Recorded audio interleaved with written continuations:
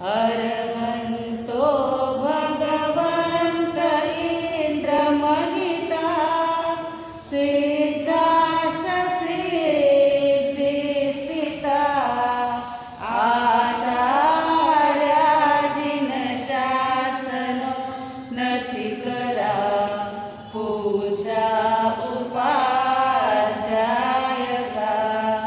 श्री सिद्धान्त सुपाठका मुनिवरा रत्नत्रयाराधका पंचेते परमेष्ठिन प्रतिदिनं कुर्वन्तु नो मङ्गलं कुर्वन्तु नो मङ्गलं ब्राह्मी चन्दनबालिका भगवती राजेमती द्रौपदी कौसल्या च मृगावती च सुलसा सीता सुभद्रा शिवा कुन्ती शीलवती नलस्यरहिता चूला प्रभावत्यपि पद्मावत्यपि सुन्दरी दिनमुखे कुर्वन्तु नो मङ्गलं कुर्वन्तु नो मङ्गलम्। कितना अच्छा हमें जीवन मिला है, व्यर्थ गवाना नहीं। कितना पावन प्रभु नाम मिला है, सुमिरन करना यही। नाम प्रभु का हितकारी है, कहते गुरुवर ज्ञानी। नाम प्रभु का हितकारी है, कहते गुरुवर ज्ञानी। सुख में दुख में साथ निभाता ऐसा मंगलकारी। कितना अच्छा हमें जीवन मिला है, व्यर्थ गवाना नहीं। कितना पावन प्रभु नाम मिला है, सुमिरन करना यही। प्रभुवर के सुमिरन से होता है उद्धार, गुरुवर के चरणों में होती नैया पार। जन्म जरा मृत्यु से जलता है संसार, तब संयम तेजल से शांति मिले अपार। कितना सुंदर कितना प्यारा मेरा प्रभुवर है तारनहारा। जो भी आया शरणों में नर हो या चाहे नारी, जो भी आया शरणों में नर हो या चाहे नारी। सुख में दुख में साथ निभाता ऐसा मंगलकारी। कितना अच्छा हमें जीवन मिला है, व्यर्थ गवाना नहीं। कितना पावन प्रभु नाम मिला है, सुमिरन करना यही। बचपन तो बीत गया समझ नहीं नादान, यौवन में भोगों से लिपटा है इंसान। यश कीर्ति पाने में भूल गया भगवान, जीवन में नहीं पाया सच्चा आत्म ज्ञान। अब तो जागो मोह त्यागो, प्रभु भक्ति करने ला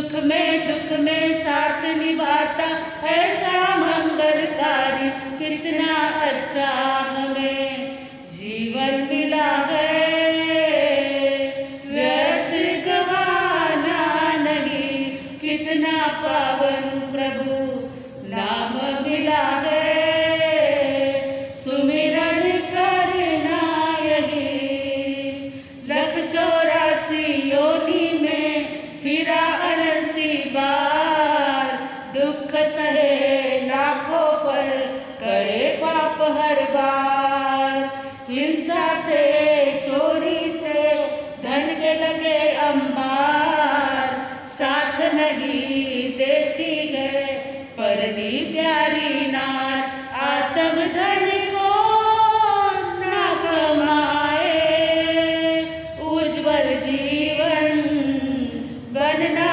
पाए, पुण्य उदय से प्राप्त हुआ है जैन धर्म गुणकारी, पुण्य उदय से प्राप्त हुआ है जैन धर्म गुणकारी, सुख में दुख में साथ निभाता ऐसा मंगलकारी, कितना अच्छा हमें जीवन मिला है, व्यर्थ गवाना नहीं, कितना पावन प्रभु नाम मिला है, सुमिरन करना यही, नाम प्रभु का हितकारी है कहते गुरुवर ज्ञानी, नाम प्रभु का हितकारी है कहते गुरुवर ज्ञानी, सुख में दुख में साथ निभाता ऐसा मंगलकारी, कितना अच्छा हमें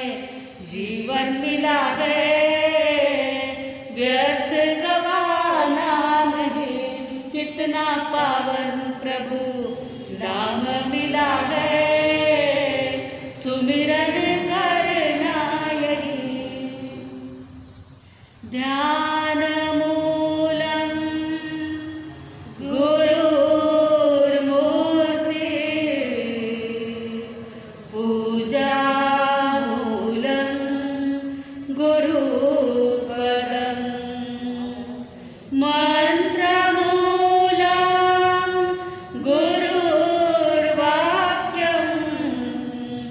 मोक्ष मूलम गुरुकृपा, मोक्ष मूलम गुरुकृपा। अनंत उपकारी पूज्य वरों के चरण कमल में कोटिशा वंदन। अनंत उपकारी जन जन के आस्था केंद्र आचार्य सम्राट गुरुदेव पूज्य श्री आनंद ऋषि जी महाराज साहब के पावन स्मृति में शतशः अभिवादन। वर्तमान आचार्य डॉक्टर शिवमुनि जी महाराज साहब, युवाचार्य पूज्य महेंद्र ऋषि जी महाराज साहब, प्रवर्तक पूज्य श्री कुंदन ऋषि जी महाराज साहब के चरण कमल में कोटिशा वंदन। तपस्वी रत्न पूज्य किशन मुनि जी महाराज साहब, श्रुत स्थविरा प्रखर व्याख्याता गुरनी मैया डॉक्टर पूज्य धर्मशिला जी महासती जी के पावन स्मृति में शतशः अभिवादन। उपस्थित धर्मप्रेमी भाइयों, करुणामूर्ति माताओं तथा बहनों, इस दुनिया में हर एक जीवात्मा अपने को ऊंचा समझता है। जीव तो क्या, अजीव भी कभी कभी उसे समझ नहीं है, परंतु उसको चलाने वाले ऐसे समझते हम कितना ऊंचा है। जैसे आकाश में पतंग उड़ती है, पतंग को लगता है ये दुनिया तो कितनी बौनी है, कितनी छोटी है, परंतु मैं कितनी बड़ी हूँ, कितनी महान हूँ। उसी प्रकार कल मैंने कहा था सोडा वाटर की बोतल जैसे अहंकार के कारण अच्छी हवा को अंदर जाने नहीं देती है और अंदर के गैस को बाहर निकलने नहीं देती है, उसी प्रकार हमारे जीवन में भी यह मीपना, मराठी में कहते हैं मीपना, अहंकार, किसका उदाहरण चल रहा है अपना? बाहुबली का। क्या था उन्हें? अहंकार ही तो था।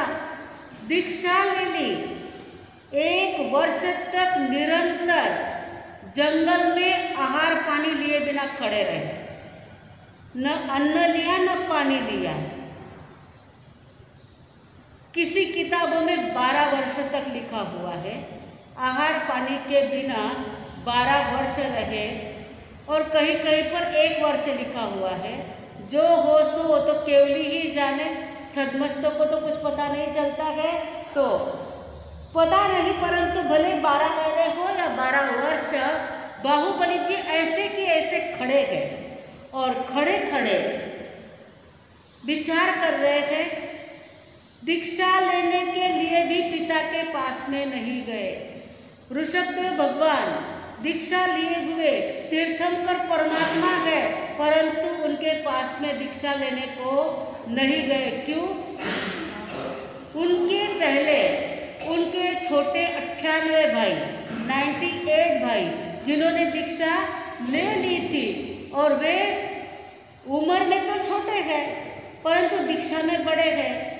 और दीक्षा का ऐसा रिवाज होता है कि जो भले ही दीक्षा लेने वाला 50 साल का हो और उसके पहले 1 घंटे पहले भी किसी ने दीक्षा ली हो, 1 दिन और 1 साल की तो बात अलग है, लेकिन 1 घंटे पहले भी किसी ने दीक्षा ली हो और वो बच्चा भले 10 साल का हो तो भी 50 वर्ष के व्यक्ति को उस 10 साल के मुनि को वंदन करना पड़ता है।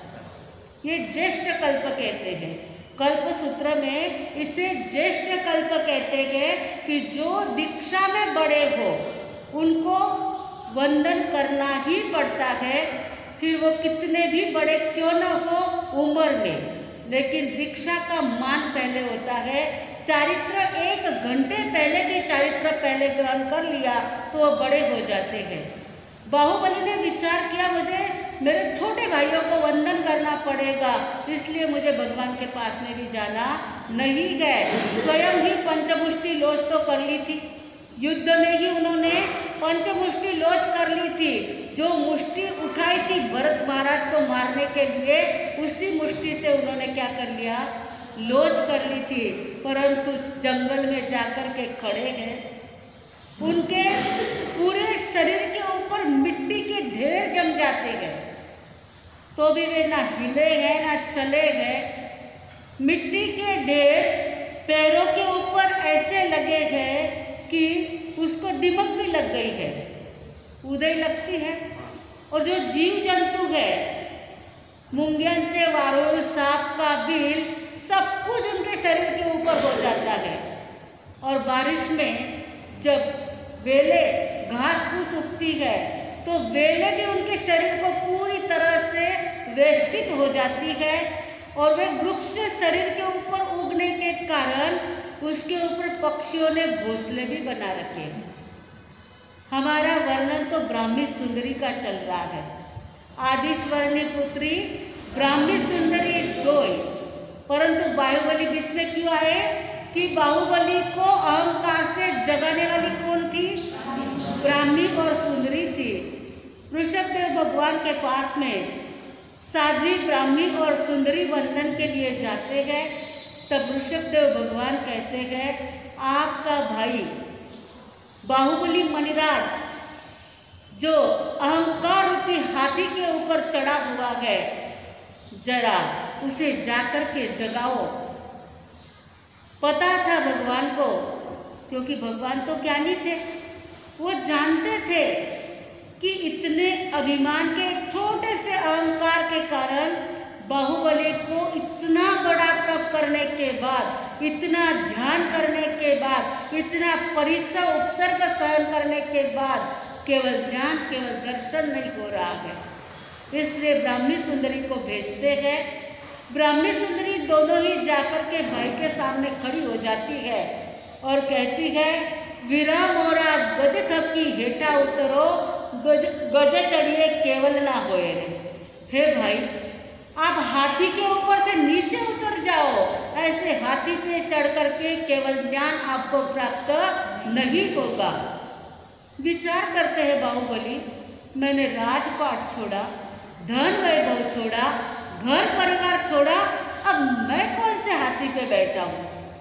ये मैं बहनें ऐसी क्या अटपटा बोल रही है? परंतु अटपटा तो नहीं बोलेगी, क्योंकि वे जैन साध्वी है और साध्वी कभी भी झूठ बोल ही नहीं सकती है, पंच महावतधारी है। क्या बोल रही है? चिंतन करने लग जाते हैं। फिर कहते हैं वो झूठ तो नहीं है, मैं अभिमान रूपी हाथी के ऊपर बैठा हुआ हूँ। इसलिए ब्राह्मी सुंदरी भी बार बार कहती है, वीरा मोरा गज थकी हेठा उतरो, मत कर अभिमान मारा वीरा रे, मत कर अभिमान मारा वीरा रे, मारो वीरो मारो वीरो पड़ गयो हीरो रे, मत कर अभिमान मारा वीरा रे, मान हाथी सु हेठा रे उतरो, मान हाथी सु हेठा रे उतरो, ब्राह्मी सुंदरी गावे रे, हा ब्राह्मी सुंदरी गावे रे, मत कर अभिमान मारा वीरा रे, मत कर अभिमान मारा वीरा रे, वन पक्षी ये माळा बांध्या, वन पक्षी ये माळा बांध्या, उग्या घास गनेरा रे, हा उग्या घास गनेरा रे, मत कर अभिमान मारा वीरा रे, मत कर अभिमान मारा वीरा रे। अरे भाई, पक्षियों ने आपके ऊपर घोंसले बांध दिए हैं, आपके ऊपर घास फूस उग गए हैं, तो आप अभिमान के हाथी से नीचे उतरो। बस तुरंत विचार करते हैं, सच में मैं इतनी साधना आराधना कर रहा हूँ, परंतु जिस लक्ष्य को मुझे प्राप्त करना है उस लक्ष्य को मैं प्राप्त नहीं कर सक रहा हूँ। बस अब तो मुझे अभिमान को छोड़ना है, छोटे भाइयों को वंदन करने के लिए जाना है और अभिमान के हाथी से नीचे उतारने वाली दोनों ही बहनें ब्राह्मी और सुंदरी के कहने से बाहुबली हाथी से नीचे उतरते गए। कौन से? अभिमान रूपी हाथी से नीचे उतर जाते हैं और एक कदम उठाया है मात्र भगवान को और भाइयों को वंदन करने के लिए, और वहाँ ही केवल ज्ञान केवल दर्शन प्राप्त हो जाता है। देव दुंदुभी बजने लग जाती है और जय जयकार होने लग जाता है बाहुबली मुनिराज का। कहने का मतलब इतना है, शरीर के ऊपर करोड़ों के गहने हो, कीमती वस्त्र हो, तो भी केवल ज्ञान केवल दर्शन हो सकता है, परंतु संपूर्ण आहार पानी वस्त्र का त्याग कर दिया हो और छोटा सा भी अहंकार दिल में हो तो केवल ज्ञान केवल दर्शन प्राप्त नहीं हो सकता है। ये दोनों भाइयों का उदाहरण है। भरत महाराजा अरिसा भवन में कितने गहने पहने हुए थे, राजमहल में चक्रवर्ती के रूप में, और मात्र एक अंगूठी नीचे गिरी और विचार करते हैं एक अंगूठी हाथ में नहीं है तो वो अंगुली कैसी लगती है। आपके जैसे रहते तो क्या करते थे? अंगूठी उठा करके पहन लेते थे। उन्होंने क्या किया, ये एक अंगूठी नहीं है तो कितना विपस्त अंगुली दिख रही है, दूसरी निकाली, तीसरी निकाली, सारी अंगुलियों में से अंगूठियां निकाल दी, सारे आभूषण उतार दिए और फिर दर्पण गृह में अरिसा भवन में देख रहे हैं, अरे ये मात्र बाह्य शोभा है, ये वस्त्र और आभूषण से ही शोभा देता है, बाकी तो मनुष्य का विभत्स चित्र। यह देखते देखते अनित्य भावना का चिंतन करते करते भरत महाराजा को केवल ज्ञान केवल दर्शन प्राप्त हुआ का अरिसा भवन में। गहने कपड़े सब पहने हुए थे, मात्र अनित्यता का चिंतन करते हुए सबका त्याग करते करते करते करते उन्हें केवल ज्ञान केवल दर्शन हुआ। आज भी पहले के ज़माने में हमने दीक्षा ली तब ऐसी प्रथा नहीं थी कि मंडप में ही सारे आभूषण उतारना। सारे आभूषण मंडप में उतारा, लेकिन इन लोगों की दीक्षा हुई तब तक ये चल पड़ी थी बात कि मंडप में ही सारे आभूषण उतार देते थे, उसमें फिर खोई जाता है कुछ कुछ। तो ऐसी अंगूठियाँ उतारना, गहने उतारना, ये सारा आजकल मंडप में ही चालू हो गया है दीक्षार्थी के। परंतु इन्होंने तो अरीसा भवन में, जहाँ अपने सौंदर्य का निरीक्षण करते थे, सौंदर्य का निरीक्षण करते करते आत्म सौंदर्य का निरीक्षण किया और केवल ज्ञान भरत महाराज ने प्राप्त किया। और जब इनका अहंकार दूर हुआ तब जाकर के बाहुबली को केवल ज्ञान, केवल दर्शन हुआ। ब्राह्मणी और सुंदरी दोनों ही बहनें भगवान के चरणों में पहुंचती है और भगवान को कहती है, भगवान आप कितने दयालु, कितने कृपालु हो, आपने हमें भाई को जगाने के लिए भेजा, एक कदम उन्होंने आपके तरफ आने के लिए उठाया, छोटे भाइयों को नमन के लिए उठाया और केवल ज्ञान, केवल दर्शन को प्राप्त हो गए। केवली के सभा में भगवान के समोसरण में अलग अलग डिपार्टमेंट रहते हैं। जैसे यहाँ 2 ही डिपार्टमेंट हैं, श्राविका और श्रावक, लेकिन समोसरण में क्या होता है, तीसरा डिपार्टमेंट कह सकते हैं साधु साध्वी का। परंतु भगवान के इसमें केवल ज्ञानी की बैठने की जगह अलग रहती है, छद्मस्तक की बैठने की जगह अलग होती है। छद्मस्तक किसे कहते हैं? छद्मस्तक किसे कहते हैं? जब तक केवल ज्ञान, केवल दर्शन प्राप्त नहीं होता है तब तक सभी जीव छद्मस्तक है। छद्मस्तक का छ में मस्त, छद्मस्तक का अर्थ है छ में मस्त। छ क्या है? क्रोध, मान, माया, लोभ, राग और द्वेष, ये 6 में जो मस्त रहते हैं वो है छद्मस्तक। अभी कौन है इस धरती के ऊपर केवली? कोई भी नहीं है, यानी सभी कौन है? छद्मस्तक। यदि ऐसा कभी प्रश्न पूछो छद्मस्तक कौन है, तो श्रावक श्राविका क्या कहते हैं? हमारे साथ माँ छद्मस्तक, तो हम कहाँ केवली है क्या केवली? केवल ज्ञान, केवल दर्शन यदि रहता तो ये किताबों और किसी का आसरा ही नहीं लेना पड़ता था। जिनको केवल ज्ञान, केवल दर्शन है, उनको कोई किताबों की आवश्यकता नहीं है। उनको तो अनंत ज्ञान, अनंत दर्शन, अनंत सुखों में जो लीन रहते गए, ऐसे केवली भगवंत बन जाते गए। तो ब्राह्मणी सुंदरी भगवान के चरणों में दीक्षित तो हो गई थी, अपने भाई को भी उन्होंने जगाया, स्वयं भी तब जब साधना आराधना करके मोक्ष महल को उन्होंने प्राप्त कर लिया। आगे की गाथा में आता है 24 जिनना बड़ी शिक्षा न 24 सरे मुक्ति सिदाई पूरी मन जगी से 24 जिनना सर्व साधवी सार 48 लाख ने 8 से 70,000। आज 103 और 104वीं गाथा चल रही है। अभी कितनी गाथा रही? 8 गाथा रही है, 4 हुई ना, 7 गाथा रही, 7 111 गाथा है ना, 7 बाकी। लेकिन 7 के लिए कितना समय लगेगा देख लेना, क्योंकि आगे की गाथा बड़ी लंबी चौड़ी है। ये गाथा 2 गाथाओं का तो ज़्यादा विश्लेषण नहीं है। 24 से जिननी बड़ी शिष्यानी 24 तीर्थंकर की बड़ी बड़ी शिष्याएँ 24 है। जैसे ऋषभदेव भगवान की बड़ी शिष्या ब्राह्मणी जी और भगवान महावीर स्वामी की चंदनबाला जी, ये सबको पता है। उसके अंडर में यानी साध्वी प्रमुखा जो कहते हैं ना, तो ऋषभदेव भगवान की साध्वी प्रमुखा ब्राह्मणी जी थे और महावीर स्वामी की साध्वी प्रमुखा चंदनबाला जी थे।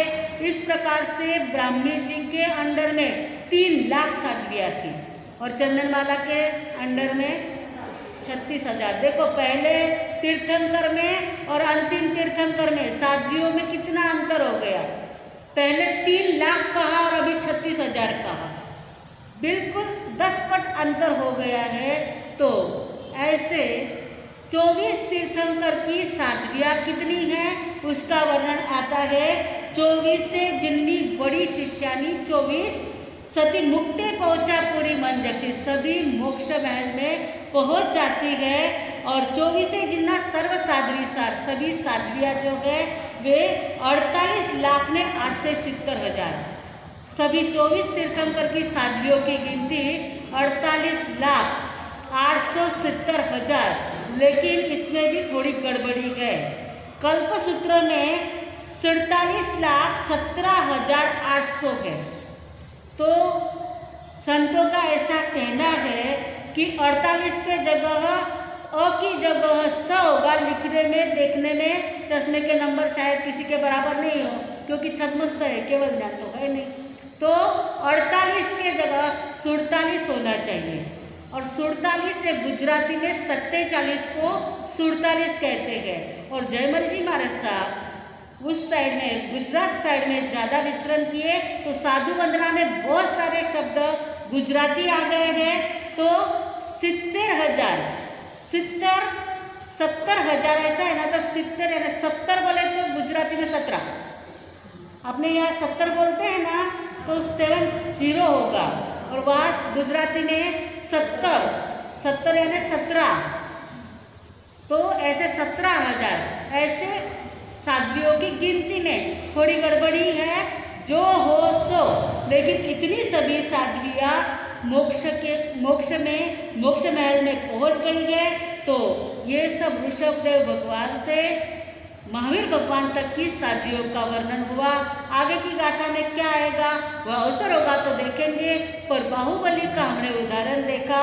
क्या बाहुबली को यह अहंकार है? यहाँ बैठे हुए किसी को अहंकार नहीं है क्या? अहंकार पैदा होने के स्थान कितने हैं? सग्गाधन प्रतिक्रमण बोले थे। अहंकार पैदा होने के स्थान कितने हैं?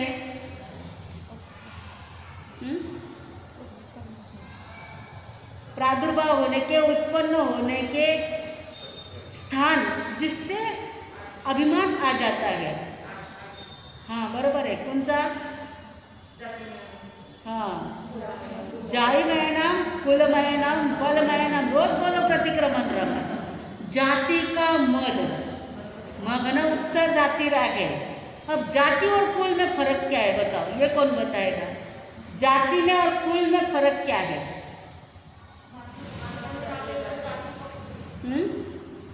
हाँ बराबर है। माता का कुल जो जाति मत, और पिता का जाति यानी माँ का तरफ का, और कुल यानी पिता के तरफ का। तो जाति मत किसको हो गया था? जाति मत किसको हुआ था? महावीर स्वामी भगवान को हो गया था। कुल का मत किसको हुआ था? भरत महाराज को हो गया था, मेरे पिता। वैसे देखा जाए तो जाति और कुल दोनों का मद मरीचि को ही हो गया था। मेरे पिता भरत महाराज, मेरे प्रपिता ऋषभदेव भगवान, और मैं स्वयं कौन बनने वाला हूँ? स्वयं मैं तीर्थंकर बनूंगा, चक्रवर्ती बनूंगा, वासुदेव बनूंगा। और कहा था किसने? ऋषभदेव भगवान ने कहा था। कहा तो भगवान ने, फिर भी जाति और कुल का इतना मद आ गया कि नीच कुल में जन्म लेना पड़ा। कुल का मद किया, जाति का मद किया, तो हल्के कुल में जन्म लेना पड़ता है। और हम लोग क्या करते हैं? माँ जैन है, माना नहीं कि जैन की नहीं कहे, कोई भी जैन नहीं है। अभी मैं तो कहती हूँ कोई भी जैन नहीं है। जो जन राग और द्वेष को छोड़ेंगे जैन है। अब राग द्वेष छूटे है कि अपना ने थोड़ी सी सुंदर कलर की साड़ी पीसी घर में भले 100 साड़ियाँ पड़े रही है ला, तरी पण या साड़ी री डिजाइन कई कलर है, कई डिजाइन है, ले लो। एक कपाट में कमीत कमी 50 साड़ियाँ, जास्तीत जास्त 100 साड़ियाँ, और भी ज़्यादा असू सके, है कि नहीं? हाँ के मस्त क्या क्या करेंगे ना, मोह छूटता ही नहीं है, राग छूटता ही नहीं है। कलर का राग, डिजाइन का राग, बच्चों का राग, खाने का राग, सभी प्रकार का राग। और उसमें यदि कुछ नहीं मिला तो फिर क्रोध का राग, है ना? राग है तो कि नहीं? एक राग का अर्थ है ममत्व, और एक मराठी में राग का अर्थ है गुस्सा, त्याला राग आला। एक बार जब राग आ जाता है ना और वो उसकी पूर्ति ना हो तो मराठी में उसको राग आ जाता है। समझ गए बात को?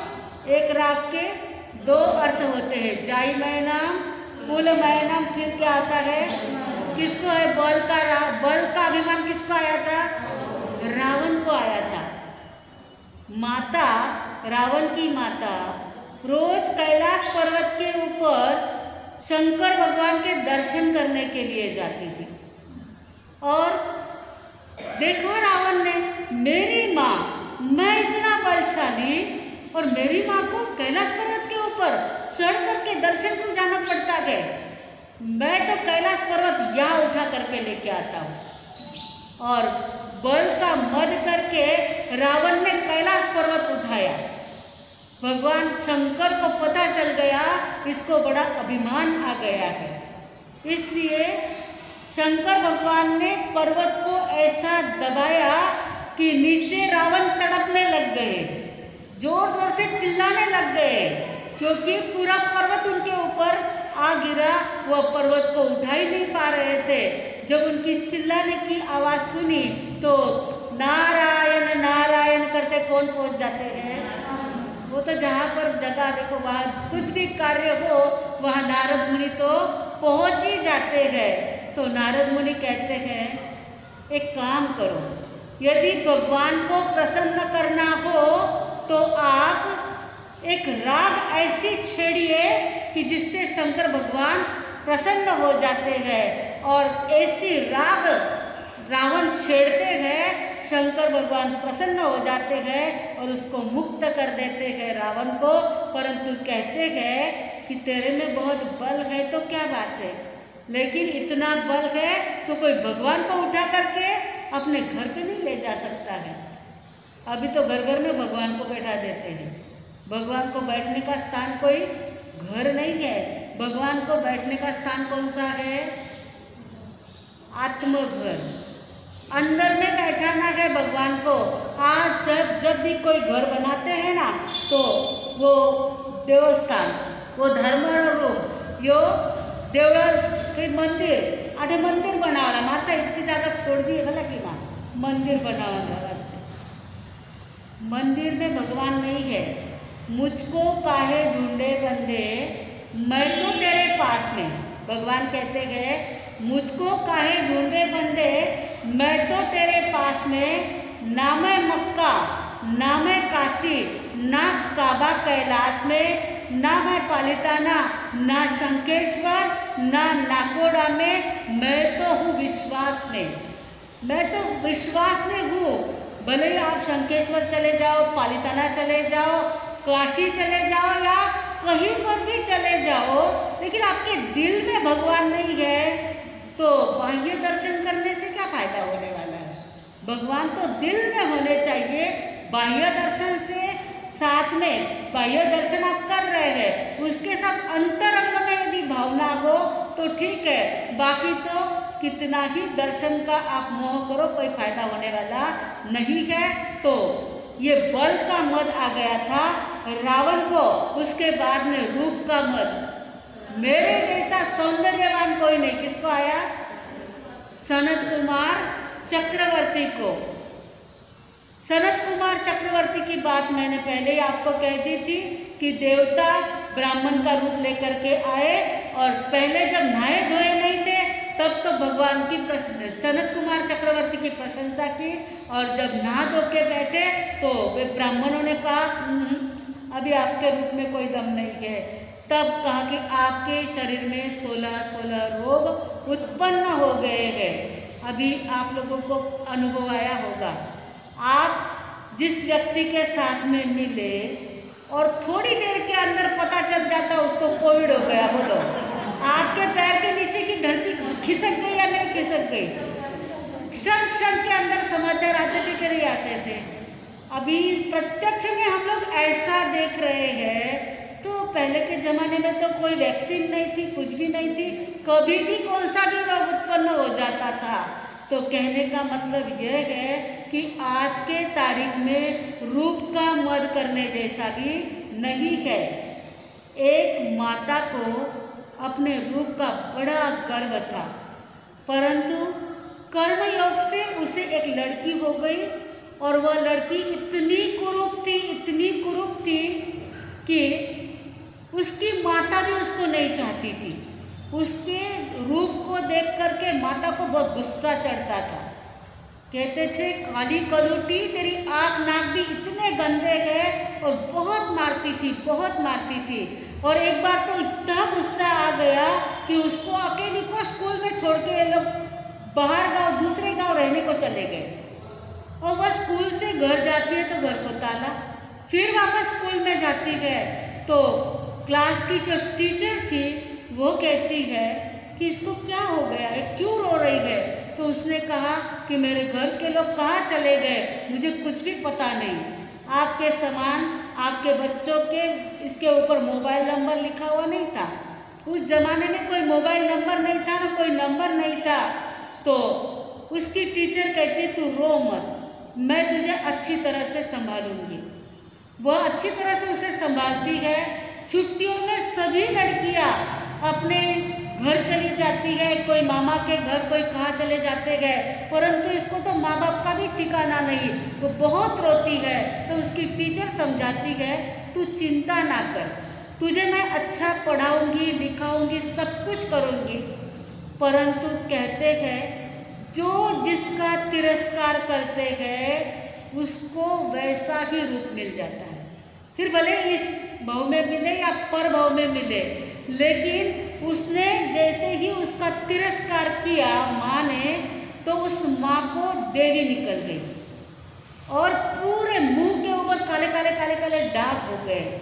और वह दर्पण में देखती थी उसका ऐसा कद्रूप, तो उसको अपनी बेटी याद आती थी कि मैंने उस बेटी को छोड़ दिया, ऐसे ही अकेले छोड़ करके हमने गांव भी बदल दिया। उस लड़की को कुछ पता भी नहीं, और इस कारण से उसको बहुत ज़्यादा रोना आने लग जाता है। परंतु विचार करती है, देखे तो सही, उस स्कूल में जाकर के वह कहाँ गई होगी, उसका क्या हुआ होगा। फिर बहुत ज़्यादा रोना आने लग जाता है। और वह अपने पतिदेव को लेकर के, पिता भी कैसे हैं माँ का सुन लेते हैं, पतिदेव को लेकर के स्कूल में जाते गए। देखते हैं तो बहुत बड़ी हो गई थी। माँ जाती है, परंतु वो पहचानती नहीं है माँ को, क्योंकि वर्षों से छोटी थी, तब से उसको छोड़ के चले गए थे। और माँ तो बहुत स्वरूपवान थी, परंतु अब उसका स्वरूप चला गया था, इसलिए वह जल्दी से पहचानती नहीं है। जब पिता आते हैं तो वह जल्दी से पहचान लेती है। तब माँ उसको गले लगाती है और कहती है, तेरे रूप के ऊपर, तेरे गंदे रूप के ऊपर मुझे गुस्सा आ गया था, परंतु सच्ची इस दुनिया में किसी वस्तु का अभिमान करने जैसा नहीं है। मेरा रूप कैसा कुरूप बन गया है। इस प्रकार से वह अपने बेटी की क्षमा याचना करती है और फिर अपने बेटी को लेकर के अपने घर जाती है। उस टीचर की भी क्षमा याचना के साथ में वो बहुत बहुत प्रशंसा करती है कि मेरी बेटी को आपने माँ की तरह संभाला है, इसलिए आपको बहुत बहुत धन्यवाद है। इस प्रकार कहने का मतलब, जो व्यक्ति रूप का गर्व करता है उसको कुरूप मिल जाता है, ज्ञान का गर्व करता है वो अज्ञानी बन जाता है।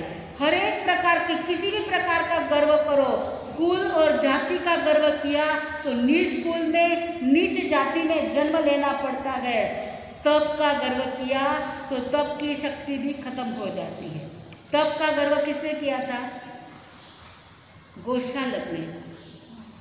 तप का गर्व गोशालक ने किया और तप से बेले बेले पारने और पारने में मुट्ठी भर उड़द के बाकुले खाना, ऐसे 6 महीने तक करने से उसे तेजोलेशा प्राप्त हो जाती है और भगवान के सामने भगवान के शिष्यों को जला देता है। भगवान के ऊपर भी तेजोलेशा फेंकते हैं, परंतु तीर्थंकर को तेजोलेशा जला नहीं सकती है, इसलिए भगवान को प्रदक्षिणा करके वह तेजोलेशा किसके पास पहुंचती है? वापस गौशाला के पास में पहुंच जाती है और गौशाला जल करके मरने लग जाता है। 7वें दिन वो कहता है भगवान की मृत्यु होगी, उसके बदले 7वें दिन उसकी खुद की ही मृत्यु हो जाती है। इस प्रकार तप का गर्व गौशाला ने किया और सूर्यमयनम श्रुत का गर्व पहले गौतम स्वामी को था, क्योंकि उन्हें ज्ञान था, प्रकांड विद्वान थे। लेकिन भगवान के सामने जाकर के जब देखते हैं, भगवान कहते हैं ओहो आओ आओ गौतम, तो विचार करते हैं मेरा नाम इनको कैसे पता, फिर वापस गर्व आ जाता है। अब मैं जब इतना प्रकांड विद्वान हूँ, इतना प्रकांड ब्राह्मण महापंडित हूँ, तो मुझे कौन नहीं पहचानता है। इसमें महावीर स्वामी पहचान ले, उसमें क्या बड़ी बात है। फिर वापस गर्व आ गए। फिर दूसरी बार भगवान ने कहा हे गौतम, आपके मन में शंका चल रही है, जीव शाश्वत है या अशाश्वत है। अब तो गौतम स्वामी को लगता है मेरे मन में जो सवाल चल रहे हैं वो भी भगवान जान रहे, ये तो लोगों को पता नहीं है कि मेरे मन में क्या सवाल है। और गौतम स्वामी का गर्व उतर जाता है। भगवान से हम यही प्रार्थना करते हैं, गौतम केरो गर्व हर्यो एवो, गर्व हमारो मिटावो, झेर हमारा उतारो, चंड कोशिना जेवा झेर उतार्या एवा, झेर हमारा उतारो, झेर हमारा उतारो, चंदन बाड़ा ने दीदा अजवाड़ा, एवा तेज प्रसारो, झेर हमारा उतारो। झेर यानी जहर, गौतम स्वामी के गर्व का जहर हे भगवान आपने जैसे उतार दिया। चंड कौशिक को जो गुस्से का जहर चढ़ा हुआ था, वह जैसे, वह तो साक्षात जहरीला सांप ही बन गया था, उसका जहर जैसे आपने उतारा है। हे भगवान, आप यदि सच्ची भक्ति करते हो, महावीर भगवान के शासन में रहते हो, तो भगवान से प्रार्थना करो कि हमारे में जितने भी जहर है, क्रोध मान माया लोभ राग द्वेष, कितने प्रकार के जितने जहर हैं, वे सारे जहर हमारे उतार दो। तो इस प्रकार से गौतम स्वामी के श्रुत का मद उतार देते हैं। फिर लाभमयनम, अभय कुमार को लाभ का मद था, क्योंकि बुद्धि का चातुर्य उन्हीं के पास में था। इतना बुद्धि चातुर्य उनमें था, लेकिन उनका भी मद उतर जाता है। जब रोहिणिया चोर को भी वह पकड़ नहीं पाते हैं, परंतु भगवान की वाणी से उन्होंने पकड़ लिया था। और भगवान की वाणी से रोहिणिया चोर भी जीत गया था। कि उसकी कथा बाद में देखेंगे, बहुत लंबा टाइम हो रहा है, 10 को 5 कम है। और बाद में अंत में आता है ऐश्वर्य का वध, शालिभद्र और दशार्णभद्र राजा। शालिभद्र ने भी मद छोड़ दिया और दशार्णभद्र राजा ने भी मद छोड़ दिया। दशार्णभद्र की पूरी कथा साधु वंदना में जब दशार्णभद्र का वर्णन आता है, तब मैंने कह दी थी कि हाथी के ऊपर जब सवारी निकली, पूरे प्रजा को साथ में लेकर के, आज दिन तक मेरे जैसा दर्शन करने के लिए भगवान के समूह शरण में कोई नहीं पहुंचा। और अभिमान उतारने के लिए इंद्र भगवान ऐसे हाथी नीचे उतारते गए कि एक हाथी को 108 सूंड, उसमें एक सूंड पर 108 कमल, एक कमल को 108 पंखुड़ी, एक पंखुड़ी के ऊपर 32 नाटक चल रहे हैं। ऐसा एक हाथी नहीं, अनेक हाथी नीचे उतारे। और जब दशार्णभद्र राजा ने देखा कि ऐसे हाथी को यह दुनिया में तो कोई तैयार करने वाला नहीं है। ये सारी माया इंद्र भगवान की लग रही है। लेकिन इंद्र भगवान सब कुछ कर सकते हैं, ऐश्वर्य में आगे बढ़ सकते हैं, परंतु संयम तो नहीं ले सकते हैं। इसलिए क्या करते हैं, हाथी से नीचे उतर के भगवान के चरण में पहुंच जाते हैं और दीक्षा ले लेते हैं।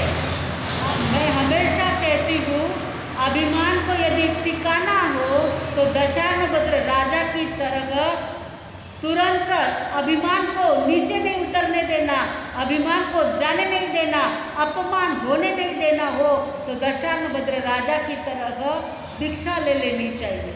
हमारा अभिमान नहीं टिकता तो नीचे मुंह लटका के चले, नहीं चाले ना मृत चाले, छोड़ो झट्टे चलाओ नहीं चाले तो गया उसमें। परंतु दशानवक्र राजा ने टेक रखी, इंद्र भगवान का भी अभिमान उन्होंने उतार दिया, ऐश्वर्य का गर्व उनका भी उतार दिया, क्योंकि देवलोक के देवता मात्र ऐश्वर्य का प्रदर्शन कर सकते हैं, संयम नहीं ले सकते हैं। इसलिए इंद्र भगवान जो उनके चरणों में जाकर के पढ़ते गए। कहने का मतलब ये 8 प्रकार के मद में से हमारे में कौन सा मद है, उसका निरीक्षण परीक्षण आज 5 मिनट तक करना और वह दूर करने की कोशिश करेंगे तो आत्मा का कल्याण होगा। बोलो भगवान महावीर स्वामी की।